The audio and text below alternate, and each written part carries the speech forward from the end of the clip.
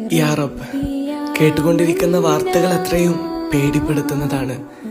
എന്തിനു വേണ്ടിയാണ് ഇങ്ങനെയല്ലാന്ന് ഞങ്ങൾക്കറിയില്ല. മനുഷ്യൻ മനുഷ്യനോട് കരുണ കാണിക്കുന്ന ഒരു ലോകം നീ ഞങ്ങൾക്ക് തിരികെ നൽകണം. യുദ്ധവും വെറുപ്പും അതിക്രമവും നിറഞ്ഞ ഈ ഭൂമിയിൽ സമാധാനത്തിന്റെ കാറ്റ് നീ വീശിക്കണം. പ്രവാസ ജീവിതത്തിന്റെ ഭാരവുമായി ജീവിക്കുന്ന ഞങ്ങളുടെ പ്രിയപ്പെട്ട സുഹൃത്തുക്കളെ നീ കാത്തുരക്ഷിക്കണം.